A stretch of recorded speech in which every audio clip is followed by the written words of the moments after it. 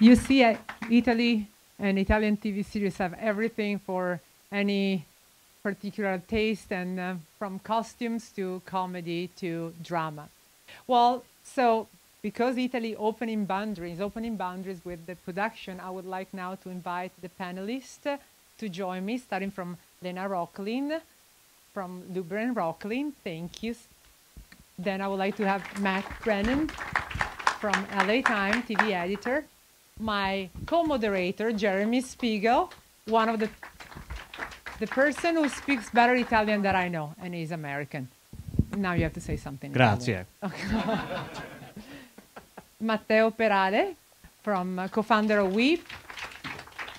Ted Miller, head of global television at CAA, and Lorenzo the Maio Entertainment. As you see, it's an amazing group of panelists we have here to talk about this Opening Boundaries, which is a title we decided to give to this panel since 2019, because every year we think there is an important topic to talk about. So I'll start first, and this is a question for each of you. We saw several series, from Narcos to Gomorrah. We saw in the past a series like My Brilliant Friend and Medici, and they're all breaking boundaries series. For now we see Squid Game, which is another series that's changing the way we watch or the content that come from abroad. So for each of you, which one is your favorite, possibly Italian or international, but I like Italian, and why you think it broke barrier? I would like to start with Lena. I actually prefer Italian shows that are in Italian, because my problem with Italian shows that have British they sound to me a little unauthentic. I'm from Russia, and so when I have British actors play in Russian program, like when we had 2 years ago the award-winning show about Chernobyl, and everybody, all the Americans seemed to love it. It was so offensive to me to watch it. I was like so insulted, a bunch of polite British people playing Russian hooligans, so it was just very hard to watch. So for me, I way prefer shows like Gomorrah, and like I actually took notes of all the Italian shows that are coming out in Italian than the Italian shows that are being played by British actors. Matt? If I had to pick an Italian show, it would actually be one that is in English, but it's one that I think integrated the storyline and the characters well, and it's We Are Who We Are, the HBO series from Luca Guadagnino. I don't write very much now that I'm editor, but it was one of the few shows that I wrote about in 2020, and I think the kind of story it tells about Americans in another place, where the relationship that they have with that place is part of the drama, is a really astute way for TV series to think about telling border crossing stories going forward. And then because I can't ever decide on what to watch, I picked two. Around the same time that We Are Who We Are came out, I rewatched Borgen when it dropped on Netflix. And for those of you who haven't seen it, it's a Danish series about the Danish Prime Minister, played by Sid Spavit-Knudsen. And it's a really brilliant political drama, and it was also a little bit of a relief to watch during the 2020 election season. I started calling it competence porn, and that was very much how I felt about it. And I think Borgen is also interesting because, to me, it's a show that really is an important kind of landmark in the internationalization of TV. And I think we're only going to see more and more shows of its ilk. Matteo? I'm going to also go for two. I mean, there's one that we keep talking about, and for me, still, unfortunately, I'm not going to be obvious, but remains extremely relevant, which is Gomorrah. And I think it's because it's the first time that he gave a level of ability for Italian content in Italian for everyone to see. That was really the first thing, and that really broke. And it also, for me, represents, this is a little bit in the weeds, but it represents also something that I keep preaching to producers in Italy, and the use of a professional writer's room and the ability of having people work in a team. It was really the first time that was used in Italy, and that clearly showed in terms of like that. I would like to mention another one that is not Italian, though I think it's, thank you for talking about two, so that you gave me the permission to do two, which is called Losing Alice, which is an Israeli show. And I think it's really relevant because, like Gomorrah, and I'm sure we'll come back to that, and I think shows need to have a voice. They're always the same story. There needs to be something specific, something special, and it's sometimes easy to see the voice when you have something completely crazy done in a completely different way, like Hamilton or like things like that. But I think Losing Alice and Gomorrah, they have their voice without being different in an obvious way to what it was before. And they both showed that you can watch a show in a local language, produced for a fraction of the cost of what you do in the US, and be as gripping, and you can't leave it, you can't let it be. So those are my two choices. I'm coming to you, Ted. Well, to be repetitive, Gomorrah on the first hand, because to me, of one of the early, in this new era, one of the earliest shows that was Italian but available here. Growing up in America, we didn't have a lot of foreign language content, and I think Netflix was one of the first to really commercialize foreign language content. There had been some on Masterpiece Theater and PBS and others, but it was once in a while where you could go to a movie theater. You go to the New Art Theater here in West LA and find something, but it was really rare. But Gomorrah, telling a mafia story, which we were familiar with, but with the authenticity and the character development of that show, and Stefano Solima's work, I thought it was just brilliant. And to see something like that was so captivating, I'm excited about the next chapter. But I thought that was really unique. To do a second, or maybe a second and third show, shows like Fauda or Casa de Papel, these are a little all over the place, but they really brought great television and commercial television to the world screen through the global streamers. And both of those shows, I love, and I'll say it later also, I love a character journey. I say it all the time to my colleagues and my clients. It's like, if I can get inside that character's head or those characters' heads and go on a ride that I'm not familiar with, or in a world I'm not familiar with, that to me is incredibly exciting and compelling, and just holds me in and holds the audience in. I think before coming to that, Gomorrah, the reason why we all keep on going back to Gomorrah is because I think it surprised American market and American viewer for the quality of Italian audiovisual. We have called it the Renaissance, but I think that was groundbreaking for everybody, so that make a difference. Sorry about that. I call that my gateway drug into Italian TV, for sure. Lorenzo?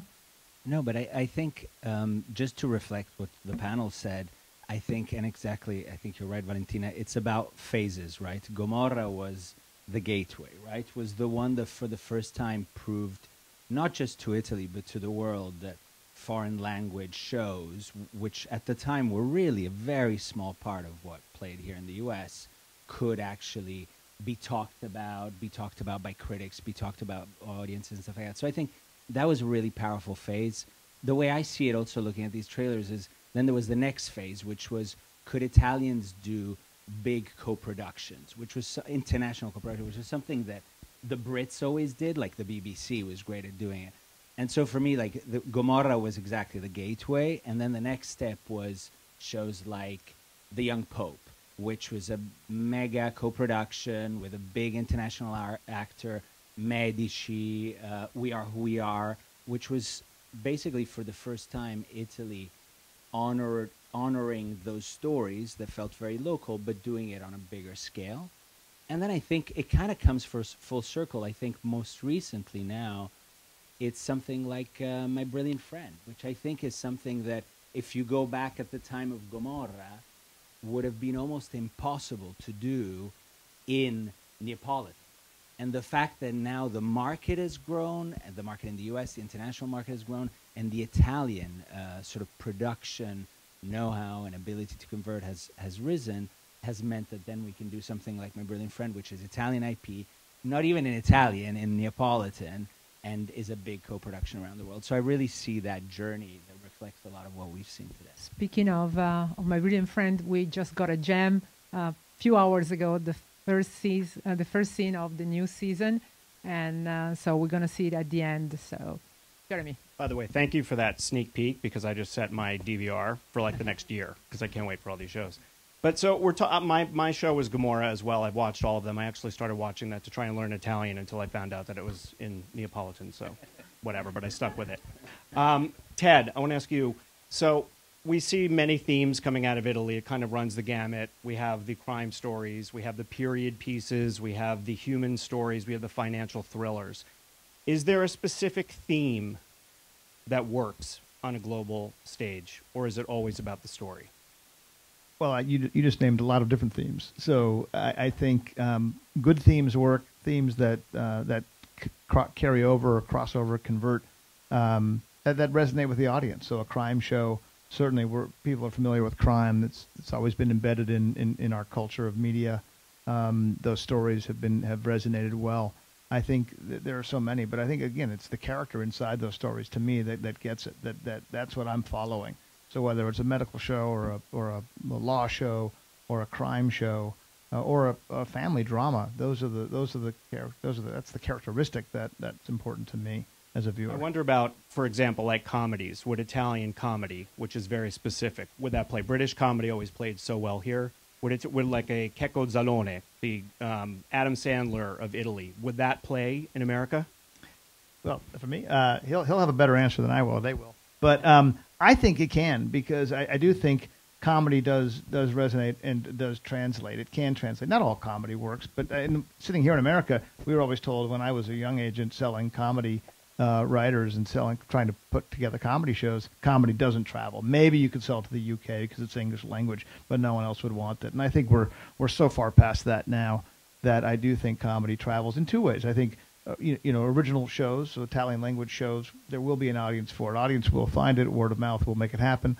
But also remakes, which are harder to do if you sell your show originally to a global streamer because they want those rights forever.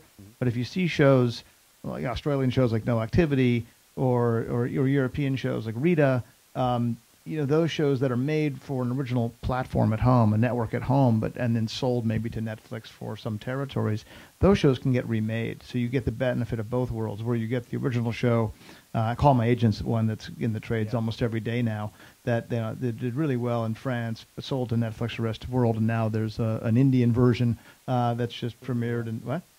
Mumbai, yeah, and an English version that was announced that Amazon's doing here. So I think these shows can live in multiple ways. So sell them locally and then distribute them internationally and then remake them.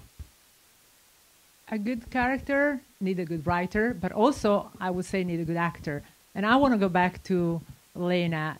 What is the mistakes that Italian have to avoid to be casted as a stereotypical Italian? Because this is a question that we go on about, because we have great writer, great director like Paolo Sorrentino, but how can the actors and actresses fit into? I mean, the sad part about it, as much here as I'm the hypocrisy, so I love watching, like for me, with a lot of the shows that they're Finding Elise, or any shows that, or what was the HBO show? Yeah, so to me, those shows, those resonate as much because I wanna look for authenticity, and in a show, I feel it's less contrived when it's, why Gomorrah was so powerful, or why, Squid Games you mentioned, or because when Ofauda, those shows, they capture whatever the elements are so specific to the culture and bring it internationally, so that's really resonates. The hypocrisy are that the actor, so for example, you look at Squid Game, I don't know how many you've seen there. Have you seen the show? So let's see who you guys think will transfer to an American market from the actors. Just throw suggestions. Be honest, it's safe space. Like, who do you guys think will, from a point of view of actors, will be successful in America? Don't be shy. Correct. Bingo. Why? Exactly. Her voice, international face. And you know what else she has? She has an international voice. And she's a model, so she speaks fluent English. And that's how it comes a full circle. You have to speak English, and you have to have an international face. So that's where it becomes so much more complex. So here's Squid Game, and everybody's exceptional. Probably only one actor is going to cross over. I represent the female lead of Panchenko, which is the first Korean show, which is Apple is making.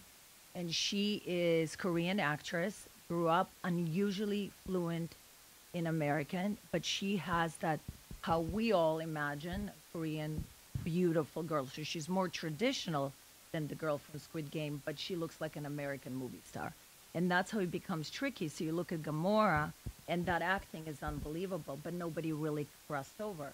But then you look at Penelope Cruz, and you look at Monica Bellucci, and you look at Javier Bardem. So there's so many elements, but I would say the first important thing is your English. Because unfortunately, that is the fundamental, is being able to do American accent, almost close to American accent or English accent. So that's the hypocrisy of my presence on the stage, because all I want to watch is original programming, but as the audience was, only so few, 1% can cross over. So for example, in the Italian actor space, we represent, I don't know if you guys seen the show, I May Destroy You. So there was the love interest was Italian. So we signed him, we're developing and he's studying, because that show was such a big platform, and we represent when Miramax had Marco Polo, the show, we represent the male lead in that, who very fluent English, but you're limited because most Italians don't really speak. We represent, for example, Jorge Lopez from Elite, which was a massive hit at Netflix, and he's the only one breaking. He just got the Gidi Ralph show at Apple because he has been really aggressively studying. So this is the dance we do with talent. Hopefully there will be younger talent actresses and actors that now speak English, because we face the same problem. Yeah. And there's more roles that are international, so you need people that speak both languages where you cannot fake the Italian. So Yeah. And then I think there will be more, but I agree with you. Hope It's so, a real because, look, challenge. I'm Russian, Me too. and I'm born and raised in Russia, but there's 0 Russian actors that translate because they don't speak English. So even if they get one job, it's those one job. You need a career, and that's why, it's just so important. The British actors are really milk the American system. The Italians need just to go think more broadly and less locally. That's my biggest advice. Lorenzo, in the reverse, Patrick Dempsey in Devils, and also for Matteo, is that a strategic move to put a Patrick Dempsey, who's obviously a great actor? You don't question why he's cast in a show, but you have Alessandro Borghi, who is a huge star in Italy, not quite here yet, even for big fans of Sabura. Is that a strategic move to put a Patrick Dempsey in that production to get that show sold? I think it's both a creative choice and a strategic move, and I think in all our productions, every show that we're involved in, you have to balance both. I think we're at a point right now where thankfully the creative can drive it. So many years back, it was all about who do we put that is famous, right? That can help us sell it all over the world. But now I think that is quite genuine to the story, because Borghi, of course, is an Italian because it's based on a true story and it was an Italian trader, but in an environment that was mostly Anglo-Saxon. So that balance, I mean, to me at least in that show, it felt quite organic. Of course, in everything, like this is true of the biggest American Marvel movie to the smallest local show, you are aware of the value of the casting choices you make, both because they impact the budget, but also because they impact the likelihood of the show or the movie traveling. So I think sophisticated producers can really navigate that, and the opportunity is there's more and more of those. But I agree that, the pool of the ones who really break through and stick to it is somewhat limited. Yeah, and of course, it's like put it Kane Winslet into a show is a strategic decision or a creative decision. It's both. Like, of course, that it needs to be. It's the same for international actors and international productions. I think it's interesting that European productions are kind of learning to have creative choices that are relevant and interesting and at the same time strategic, which was not the case in the past. Well, So now they're thinking globally. It's Yeah, not exactly. a local show. It's not an Italian show. It's now a global show. Different budgets has also changed because of the dynamics. In the past, these shows could be produced just on the basis of the money that came from the local market. Right. Things like Devils couldn't, so Sky had to have like other partners in other markets and Right. so on and so forth. It's the same. Right. And there are certain actors that are more relevant, and certain others that are more open to have these type of things. And Patrick's has been historically one that is open to international production, have done very well, like in Farc Leber and a bunch of other things. So it's like it's always an interesting choice. And that part, I think, was quite specifically written for him, like when they were writing it. So it's a combination. It's a balance. And when the balance is not right, you can see. Yeah, and I do think there's a business decision. That show was built in a traditional way. It was started with Sky Italia, and then they were going to go sell it around the world. They weren't going to sell it to Netflix. So from day one, that was always the plan, and that's part of the As far as I know, I wasn't involved, but you know that's how they built it, and to have the name value of someone like Patrick Dempsey when they were distributing it, market to market, that's a huge value. I mean, Netflix or Amazon, who distribute obviously to themselves globally, sometimes they've been more experimental with talent. They've made names out of people who some of us weren't familiar with when they have only Italian cast, or until Lena's point, they are making actors. It's what television used to do, right? We used to make stars, and I think those global streamers that are introducing new faces to all of us are making stars. I jump in for a second, then I want to come to Matt. But can we see the thing reverse? I mean, can we see a Matilda De Angelis? She was great in The Undoing. Probably you saw her. She's in Leonardo. Become the lead in an American show. What do you guys think? Who? Matilda De Angelis. She is The Undoing in the TV show of Nicole. But I'm giving you an example. Could you possibly see, for each of you, could you possibly see an Italian actor and actress? I think if that Italian actor is like really, the grass is the greenest where you water it. You can't sit in Italy doing only Italian production that doesn't cross over and think you're going to be lead an international show. You got to really work this market. You got to get to know the buyers. It's all about where you put your effort, right? So we used to think just enough, the 5 people in this panel, was all our contacts make somebody a star. But the truth is the actor really has to get on the plane, train, bus, those Zooms or whatever, and really work the system and want to do it. I have experienced that Italians are more locally based. They want to be close to their mom, their family. I'm just saying. They don't really, they don't get on. I mean, listen, we represent the lead kid in Riverdale. He's a kid from New Zealand. He moved here at 17, and New Zealand to here, it's a whole different world. But there's something that drives. There's very few Italians, and I think it's the beauty of Italy that so many people are staying in Italy and are happy. But this is the Olympics. So you don't come to the Olympics in training for the local. You really got to train for the Olympics in every way. That's what I think needs to happen. Would it help if American media cover it more? Matt, do you think there is enough attention? No, frankly, I don't. And I think that it's something that American media, including us at the Times, are in the process of adjusting to.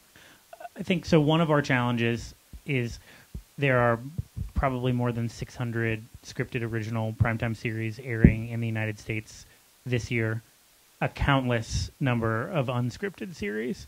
Where do we focus our attention? And so some of what we're talking about, too, is the strange alchemy that you need in order to break through in a world of streaming and social media and content glut. So you can't predict whether, as a member of the media, or I think in some ways as a producer, a Squid Game breaking out of the pack. What you have to be is sort of responsive to it. And so in some ways the key to sort of turn cast members from Squid Game into stars is to start pushing them now and say, let's do more of this. This became a breakout. Let's do more of this. But I think, broadly speaking, American media is wising up to the fact, one, that this idea that American viewers won't watch something in a foreign language is bull. I think they're waking up to the fact that if you're not paying attention to foreign markets, you're going to miss out on the story. You're going to be a day late to it. And I think they're coming to understand the idea that viewers are no longer siloed in the way that the media is siloed. And I think that will only continue to expand as I know that more than... I started covering TV full-time in 2014. I've been an editor since 2016, and I've been at the Times since 2019. And just in that period of time, we've gone from basically never covering international TV shows to they're kind of constantly in the conversation. And I think that that will only continue to grow. I mean, I think Call My Agent is a great example of a show that it sort of took 3 or 4 seasons of it being on Netflix to break out. And then this most recent season, everyone was talking about it. And now there are spin-offs in the works and follow-ups. And I think that that is just going to apply to all kinds of different properties. And I'm excited for those borders to start breaking down because it does sometimes feel limiting. I can say the same thing, producing Extra, which I've been doing for many years. We almost never covered international. And now what's happened is that all of these shows have become talkers. They're in the zeitgeist. And it's not necessarily about where's the show from. It's more about are people talking about it. And like a Squid Game, you and I were talking earlier. Sometimes we try and prepare stories when we know shows are coming down the pike. We saw This Is Us in the pilot stage, and it spread through the newsroom. Everyone said this is going to be the biggest show of all time, the biggest show. We started planning stories on that day, months out before the show premiered. But now we have something like a Tiger King that pops up that no one saw coming, and the Squid Game, the same type of thing. So from my small corner of the media, that's reactive to what's in the zeitgeist. And if these shows become a part of that conversation, that's how they become covered in mainstream American media. I have a couple of points on that. I think that, if you look at Netflix published the 6 shows, the must-watch 6 shows of all time, and 3 of them are not in English, right, which is an interesting. Squid Games, Casa de Papel, and Lupin. Mm-hmm. So it's like those, yes, there's no way you could see because they're coming up. But when you look at things like Call My Agent or 10%, like the season 1 of 10%, is like groundbreaking when it came up. Like I think that there is a need for the American media to start to look into the local markets and realize what are the things that are coming up that are going to happen. Mm-hmm. Because there is a possibility of seeing that earlier. Like, yes, season 4 is different. They have more stars that are known, the Secret Weather and whatever. But like, this wasn't something that could have been spotted by people. In fact, had been spotted by people. Ted and I were talking about it like years ago and trying to get the rights. And there's a whole things in the back.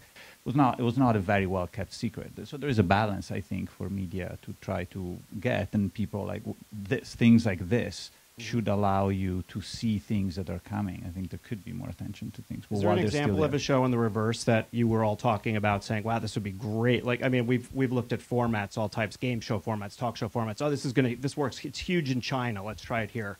Is there an example of a show, maybe coming out of Italy or out of France, that everyone said, "Wow, this is going to kill in America," and it just didn't? And why? Well, there's a format that we talked about all the time. It's like panel shows, Whose Line Is Anyway is probably the exception to the rule. But that is a category of shows that in the UK have been massively successful for decades and never transferred here. Yeah, I think many formats don't work. Just IP in general, if you're taking a book to television or film to television, it's still the magic. It's still the chemistry of the remake that has to come together to make it work. You can't. I think sometimes we use it as a cheat. If something worked somewhere else, well, hopefully there's a baked-in sense that it will work. But that might give you a little lift. But ultimately, the show has to work. It's kind of lightning in a bottle sometimes. You don't know you're going to get the 10%, and you're going to get that cast again in the American. And that's sort of what I'm saying about not being able to predict it is, yes, we could be looking into, I could be committing resources to having someone look at the French market or the Italian market before it comes to us. But actually, the struggle that I find is across the board. The media isn't the kingmaker that it used to be about the shows that take off. If anything, we're responding to what viewers and what our readers are sort of bringing to us in terms of interest. And then we're following that lead. It isn't quite the same as in the past where, if you did the big marketing push plus a media campaign at the outset of a show, you're guaranteed an audience. Now it's sort of like, what is going to be the sort of secret mixture that allows something to break out? And that is as much mystery to me as it is to anyone who's making television. It's word of mouth and good audience. The American system still heavily pushes marketing and promotion. I don't think Netflix really promotes much at all before it launches. So, and yet those shows pop and resonate. So it's sort of, maybe it's their algorithm. It's how they promote shows to us on their site. So it's a different type of marketing. But the traditional marketing that isn't always the winner. I think that what Nicola was making, Vin was making as a point before. I think we also went into we're in a very specific moment in time that I personally don't think is going to last, where a lot of the content is only available for a very small part of the audience, which we happen to all be part of, so we don't notice the difference. But a lot of people don't see it, and a lot of people don't have all of the streamers, let alone all of them. And so that conversation is much smaller. And at some point, we as an industry need to rebuild the windows so that people can watch things. Maybe a year later, maybe 2 years later, there could be like, there wouldn't be Friends if Friends had been built on Netflix, is my view. It's because it wouldn't be there. So I salute your effort, and we need to do more. And as you, Agent, and Lorenzo and I have spoken about this endless amount of times. And also for the building of your actors, like to have the possibility of having something that explodes after into free to air. I know that's not an American definition, but it's in places where people can watch it for free and watch commercials. I think it's fundamental to build that. I mean, this was really, everybody just said it very incredibly eloquent, so there's very little room. I do think that what I look in TV shows that they find really something unique that stands out. Why Squid Game stood out so much is because there was, I mean, I just came back from London last week, and it was really interesting to go there and everybody talking about Squid Game. And then you come back here and everybody talks about Squid Game. So what is it about Squid Game? It suddenly was, it's actually, if you start watching it, it's kind of hard to get into in the beginning. And then you're like, whoa, this is a whole new, like, equation of something I have not seen yet. And I think the old traditional television used to make, we have NCIS 1, we have 2, we have 3, where now, because there's so many platforms and there's so many different outlets for material, I do think it's really important to just capture something that is fresh. I know what you were saying about different voices. To me, it's less about women, men, ethnicities. It's more about just if you have an original story to tell that connects, that's really organic and authentic and has something, or a high concept that's organic and authentic. I think there's never been a better time, because the audience that was created, like to your point, it will find it. The only thing I'm going to say where I love Italian, it's hard to track it down. I don't know where to watch it. I think it's, there's other countries that do a little better way. Like, I actually wrote down all of these, all the fresh shows. So obviously you know where to find Gomorrah, but because there's so much space, like where to watch it, I don't think, like I know Russia, for example, made a deal with Netflix and Amazon. So, if you're looking for Russian programming, that's where you go. I think it's a little harder to find Italian original shows, and that's where I struggle. And this is why we have the festival, so we bring them here. So I'm sorry. Well, I take this so you can. But actually, this question, Matteo, Lorenzo, in reply to that, RAI, for instance, has a huge library. RAI is the Italian national television and it's a state television. As a library of content is humongous. But how can they compete if they're not on Netflix and on Amazon? I think we need to help Or them Matt, to compete. if you want. No, you go ahead. I thought it was I think we need to help them compete, and that's another conversation that we've been having. Like, so if we don't want every single thing to be the same, and then every now and then by mistake a Squid Game comes along and everybody was like, whoa, that's different. We need to work with people that you don't need to pitch a show by saying, oh, this is kind of like Bridgerton, but in another place. If you have to have a reference to what it used to be, it's like, okay, think about the shows that we talked about. There is no other. Squid Game is not like something else. Like Casa de Papel is not like something else.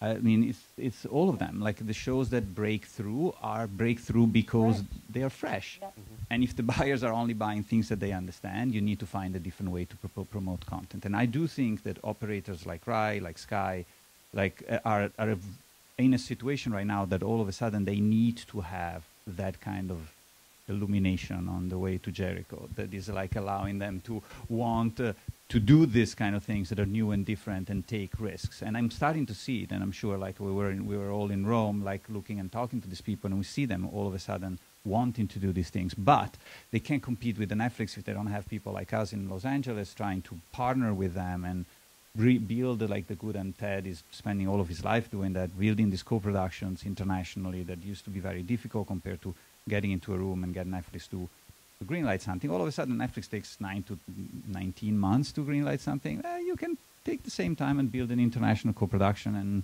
maybe make something different coming from them. I don't know. What you think? I agree. I think the opportunities in the market has just evolved so much that right now good producers have to have almost more purpose in how they make choices. It's not just about let me sell it and whomever's going to buy it to get it made.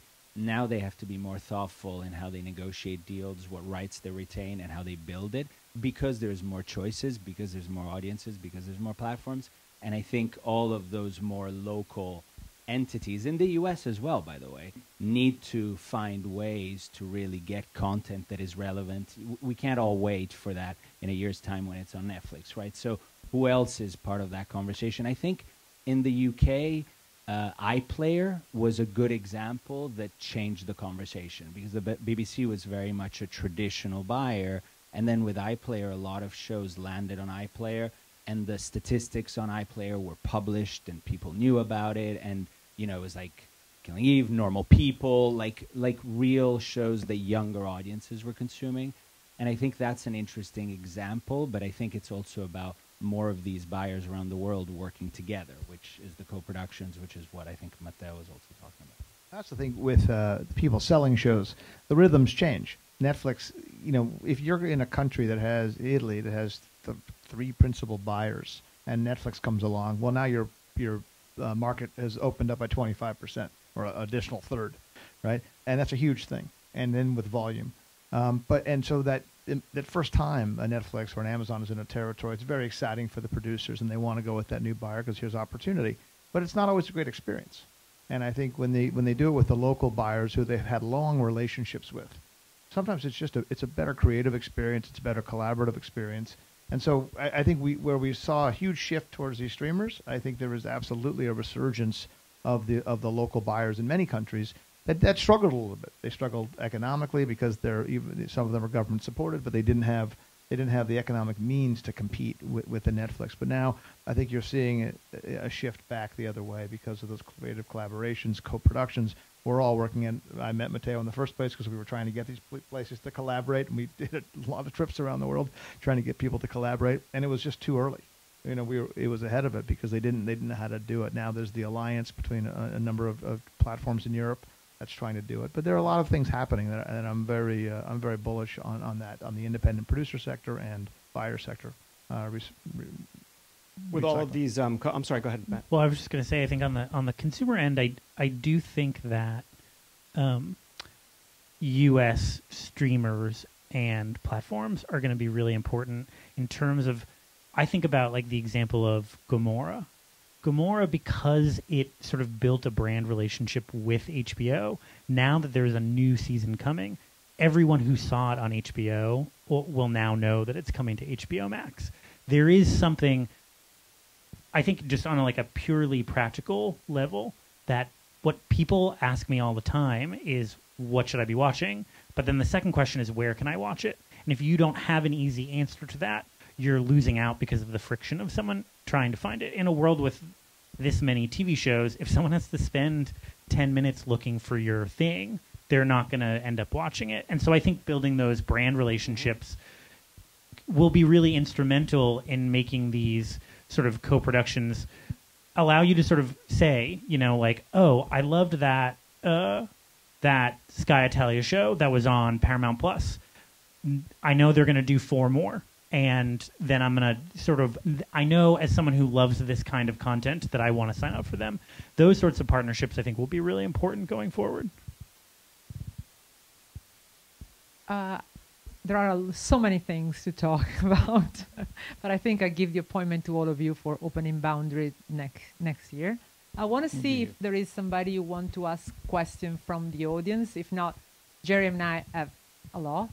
Any question from the audience? Somebody was brave and want to go for it? No? I have one last question. Yep. So we're talking about all these international co-productions. We're talking about the globalization, all of these, conglomerations of companies. Since we're here mainly talking about Italian TV, and we've hit on a number of things, such as the locality of these shows, such as the unique stories that come out of these unique places, Is there any concern about the mainstreaming of these shows? Because we're on a global stage now, where maybe the shows could lose a little bit of their authenticity. Maybe the smaller producers are not getting out on that stage. Maybe the bigger producers are looking to, they're thinking so globally that it might lose a little bit of that, like, the Italian authenticity. It's interesting because it's a debate that is really going on right now with a lot of producers, and I think it's the best time actually to retain that authenticity, but you have to be very aware of the forces at play. So what's happening is some buyers, especially the global SVODs, are becoming bigger and bigger and more powerful, and the taste is moving in a certain direction, and the reaction time is moving in a certain direction, and everything else. So producers have to be more thoughtful about what show they want to make and for which audience. And sometimes, if you're a small independent producer, it's tough to make that choice because you just want to make your show, because you need to pay your employees, because you need to make a living. And so I think one of the key things that we've seen in some of these local markets is how can local producers have more leverage in talking to all of these buyers, and how can they have more market knowledge? And sometimes that comes out of having partnerships. So like My Brilliant Friend, as an example, it was done by a company that was backed by a big international, distribution, sales, financing company, but a company that was platform agnostic. So you didn't have to do a deal with HBO or Netflix or this specific. You could do a deal with anyone, and so you could take risks, build the show, honor the original IP. And I can assure you, there was a lot of pressure. Now it seems ridiculous that My Brilliant Friend would not be done in Italian. There was a lot of pressure from international buyers because the book broke through. There was a review here in the US. People knew that review was coming, and suddenly everyone was reading it. And there was a lot of pressure to try and do it in English. And the producers were able to have that discipline because they had the backing of someone who had the sales knowledge, the financing knowledge, the market expertise to really curate a strategy and say, we're going to win, but let's build it, let's do it as a co-pro. But that takes a lot of discipline, a lot of knowledge, and so I think it's a really good time to partner up and to find some of these entities. I mean, I'm involved in one of them, which is Fremantle, but even partnering up with all the people on this panel, for example, that have a lot of specific market knowledge that can help tailor the approach to the specific shows to maximize the upside. And the upside is not just financial, although the difference can be huge between doing a good deal and not a good deal, but it's also creative. Having that creative control so that you can tell the story so that it doesn't go in the middle and become just a mainstream thing. But I want to add from my perspective, and you said it so eloquently, I always think everything has a cost opportunity, right? You win some, you lose some. Nothing is ever going to be as it is with changes, right? But I do think, to me, is the sacrifice of, let's say, the 20% of the small authenticity, you opening it up to such a bigger world. So what you gain in some way makes sense for what you lose. So even if you lose that, something like you used a perfect example because I watched both seasons of the show. So when you look at from where I'm looking, professional way, even though it was fully in Italian, they created a world that an American, a British, or somebody outside, the actresses were, felt international and the actors. So even though they cast it in Italian and they did, but the world they created is a world that let entry point to everybody else. And that is I think that sacrifice, whatever you sacrifice, you actually gain that here we can have a conversation about an Italian show about two Italian girls in a very small little market. And that wouldn't be usually something I would find. And I can have my opinion. So they already got one, right? Well, I mean, I know I seek out, when I'm seeking out an international show, I don't want to watch it in English. I don't. I didn't watch The Young Pope. If it was in Italian, I would watch it. I mean, it's a great story. You love Italian, though, Jerry. I do, but I'm looking for the authenticity. I want it in the original language. I'm going to go to the completely different direction. I think that the risk is kind of the opposite, which is like, I don't think that there is an authentic Italian voice. I think that there is someone that has a story to tell and has a way they want to tell it. And they happen to be Italian. And I think a lot of people are trying to be either overly stereotypical, and there is a lot of risk, and a lot of the things we see in general, like, oh, we have to look Italian because otherwise it's not authentic. No, that's not authentic. That's stereotypical. And there are other people that sort of block themselves or want to be completely different because they feel that they want to be American, and that's stereotypical again. Like, again, my view is that do what your voice. I mean, people need to do what they feel like, and it's not going to be Italian. It's not going to be. I think the Squid Games is particularly authentic because there is something about the Korean culture, and we've seen some of it. My company now belongs to a Korean company, so we're like working a lot with them, and it's like, so there is something about this desperation and the difference in classes that is particularly felt in the Korean community, and so it feels authentic and real, though it's completely surreal. But it's because it's a story that they felt. Right. It could Story be, first. Yeah, it has to be. So I would say to the writers and to the producers, like, produce something that you feel has to be said. It doesn't need to be authentically Italian. There's not such a thing. I think it's gotten better. When I first started looking at the international marketplace, there was an expression called Euro pudding. And that was where you slammed together whatever elements you thought would work in order to get financing. And they were messy shows because it was an actor from this country, it was a writer from this country, whatever the thing was that would sell it. And I think this marketplace has given creatives a lot more confidence in telling the stories that they want to tell. To Matteo's point, is like, just be authentic in the story you want to tell, and there's a way to build it, there's a way to finance it, whether you're going through a traditional setup of a Sky with distribution, or you're going to a Netflix. There are a lot of buyers who are doing it, and I think it's also exciting. It's interesting because Netflix, a lot of their original success internationally came from being a co-production partner to a Rai or to a Sky or to another. They've really kind of stopped doing that, and because they're just making shows globally from a local basis, and the networks that have picked that up now are like HBO Max. So they're support the buyers that are actually doing the thing that gives local shows an opportunity to be built locally and then sold globally. And there are a number of Charter, Spectrum. There are different buyers here that are now supporting those international series. Well, as I said, we would love to go on. Oh, you have a question. Oh, there is a question.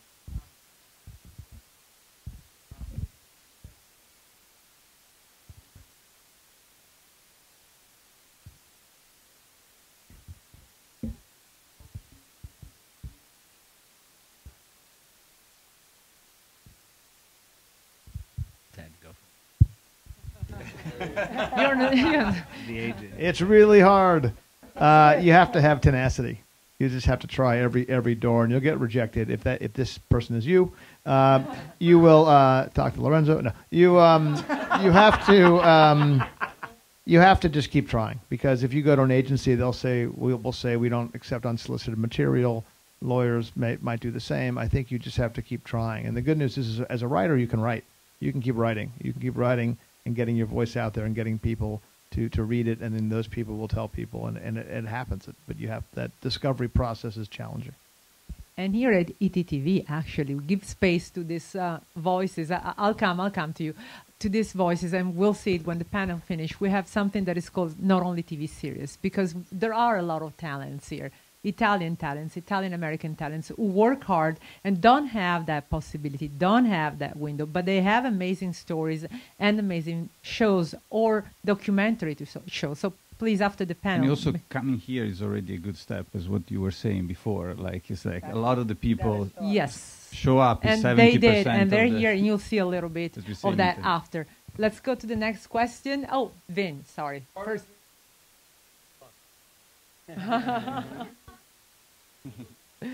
That's so true. And so our they need to buy the weather. tickets to win, right? I mean, like, in order to have luck, you need to keep trying. Luck is a good word for like trying 36 times to sell a show, and then you sell one in 14 minutes. It's like in 4 minutes. Yeah.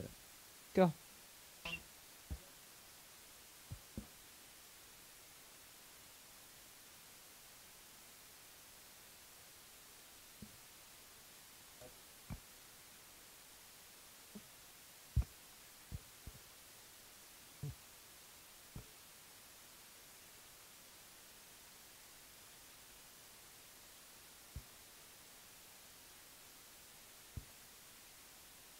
I can start 100%.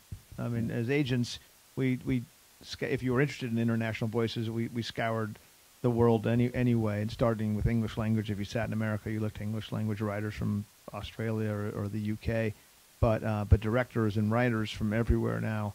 To Lena's point, that you have to be able to speak the language, you have to be able to engage in it if you want to work on an English language show. But there's absolutely, and that's one thing I've always found. There's an openness. Writers, showrunners, studios, networks, they're open to diverse voices. They're required to have diverse voices. They're open to unique storytelling, and but you have to have the piece of material that gets recognized. You have to ask to. And I think there's always more that we can all do, in the sense of, I think it's true. Agents, for example, are much more open to local voices and to people who are not, for example, American and writers and stuff like that. But I think as an industry, you have to keep putting those storytellers and those stories in front of audiences, so that, Squid Game is not the exception, but the rule. So it really, I think there has to be a consciousness, especially for a group like this, of bringing more diverse stories, of bringing more inclusive storytelling, of bringing stories that reflect a more diverse group of people. So I think it's one of those things that hopefully we can feed off of each other. So the market is pushing that direction. Hollywood is reacting in the right way, and there's more and more that can be done. It becomes a virtuous circle. There's another part that I think it's interesting, and it's also a provocation going back. Like new voices, international young actors, writers, directors, they also are not spoiled, and they are ready to produce things for very little. And I am convinced that limits is a stimulant for creativity, and the gigantic budgets are a limit to creativity. And it's not a coincidence that many of these shows that we talked about are much, much lower budget. Like I don't even know what Squid Games was made for like $35 an episode. I know, but like it's like Casa de Papel is $1 million too, and like like Lupin was less than $2 million, and these are 3 of the biggest show on Netflix. So I think that American coming through the system are used to like, oh, a show needs to cost 3, 4, 5, 10, 12, 15 million an episodes. No, you can, if the international voices have this ability and sort of implicit way of doing things, just make it, and it's so much more powerful. Will?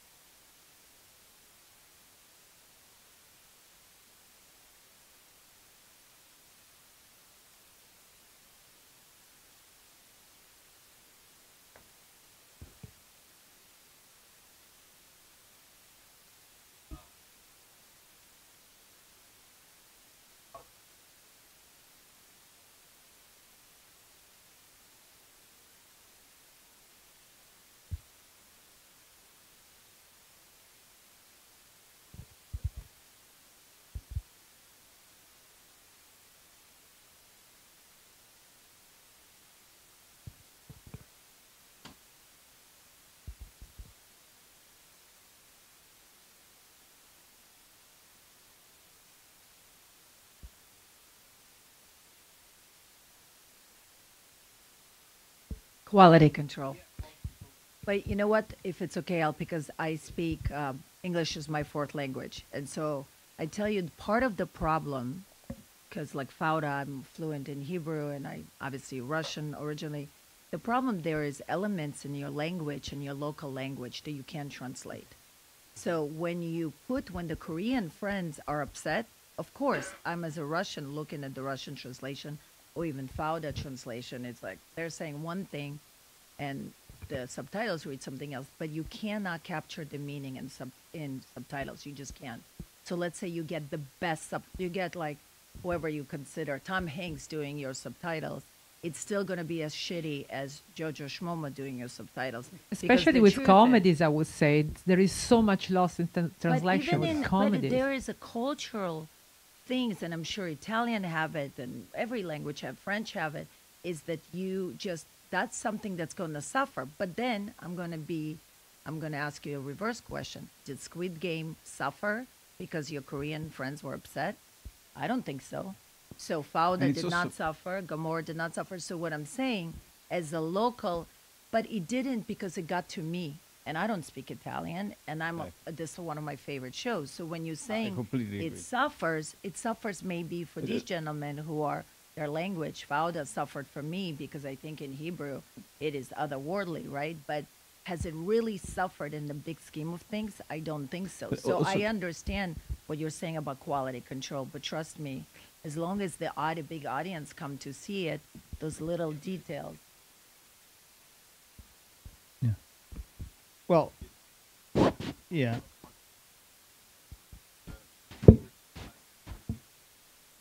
Right.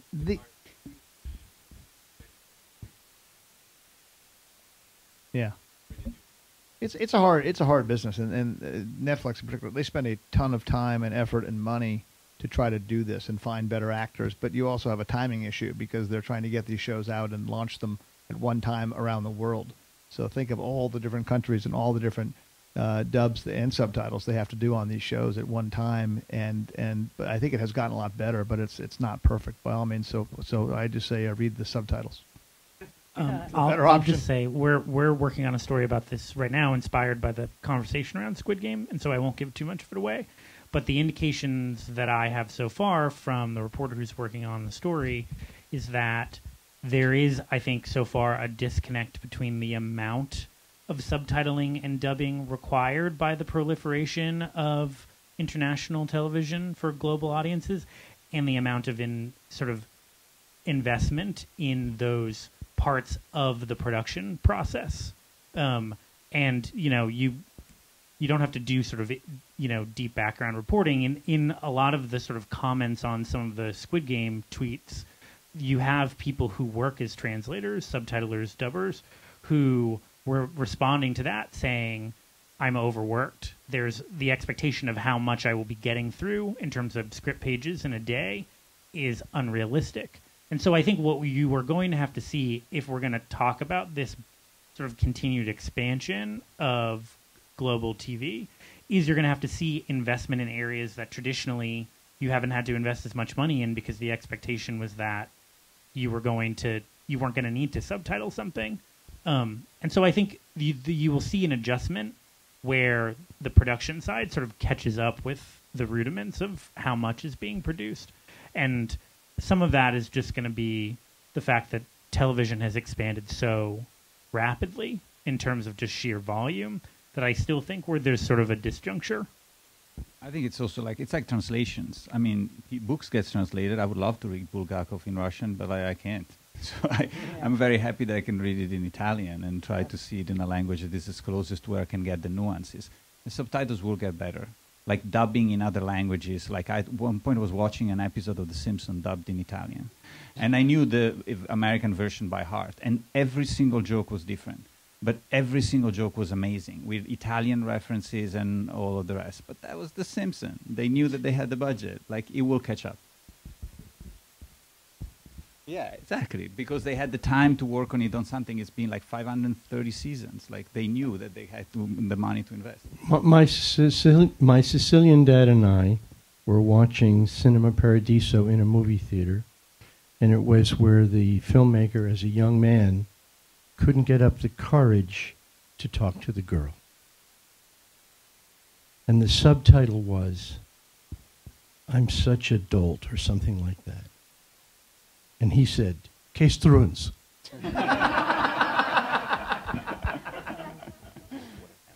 And on this note, I think